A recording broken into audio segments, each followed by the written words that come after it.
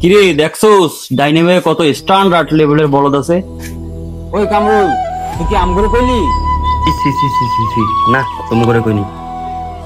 দেখো তো তোমার ডাইনে ভাইয়ে আমরা ছাড়া আর কেউ আছে কি? তুমি তো আম করেই কইলা।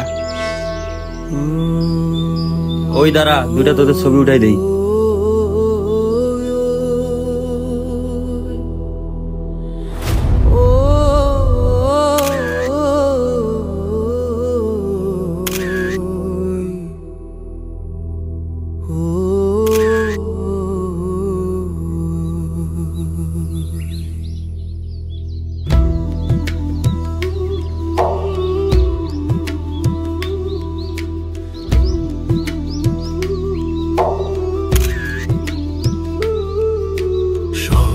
মানুষ ভজে দেখো না রে মন্দির ব্রোক জানে ভাবিরে অমূল্য নিধি বর্তম।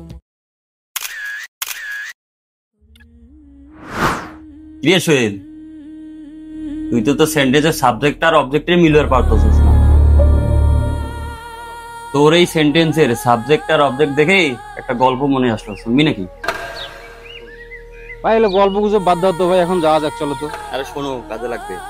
কও দেখি কি গল্প শোনাবা, শোনাও। দেখ গল্পটা কিন্তু তোরা জানোস। শোনাও কি গল্প শোনাবা, শোনাও দেখি। সবাই জানে কিন্তু বাস্তব জীবনে বাস্তবায়ন করে না। একবার এক বাঘের বাচ্চা দুর্ঘটনায় পড়ে মানে মেষপালকের কাছে আশ্রয় নেয়। আচ্ছা, এটা কি ওই গল্পটা? কোন গল্পটা ভাই? আগে শোনো তারপর বলো। বলো শুনি। তো ওই মেষপালকের ছিল এক পাল মেষ। মেষপালক বাঘের শাবককে দেখে খুব মায়া হলো। সে বাঘের শাবককে নিয়ে তার ছোট মেষের শাবকদের সঙ্গে ছেড়ে দিল। বুঝলাম, আমিও বুঝলাম।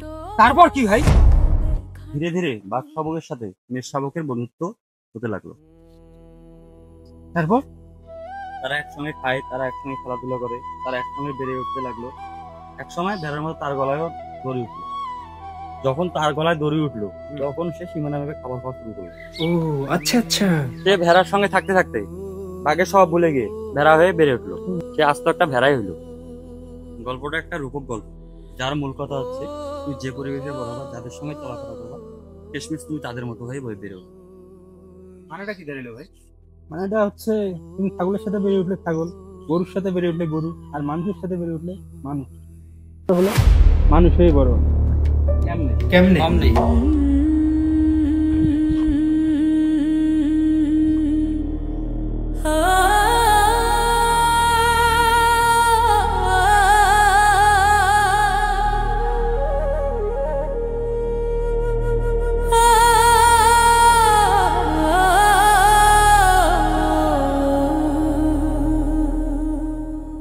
ওই বাচ্চাটার সঙ্গে বাঘের বাচ্চার বন্ধুত্ব হয়ে গেল। এখন ওরা একসাথে খায়, একসাথে খেলে এবং একসাথে বেড়ে উঠতে থাকে।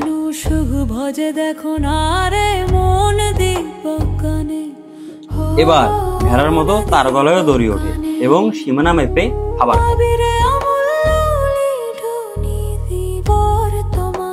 সীমানা মেপে খাবার খেতে বাধ্য হয়। সে বাঘের আদলে আরেকটা ভেড়া হয়ে বেড়ে উঠল।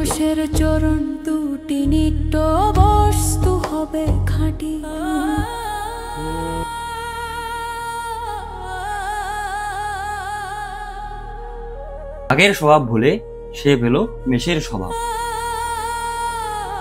গল্পটা একটা রূপক গল্প, যে গল্পের মূল কথা হলো তুমি যে পরিবেশে বড় হচ্ছ, যারা তোমার বন্ধু, সেই পরিবেশে তুমি তাদের মতো হয়ে বড় হচ্ছ।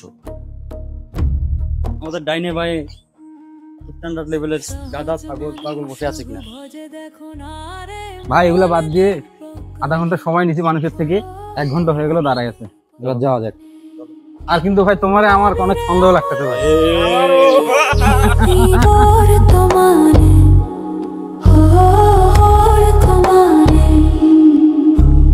ভজ মানুষের চরণ দুটি নিত্য বস্তু হবে খাঁটি।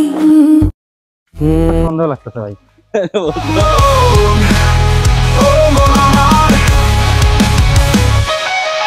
Oh,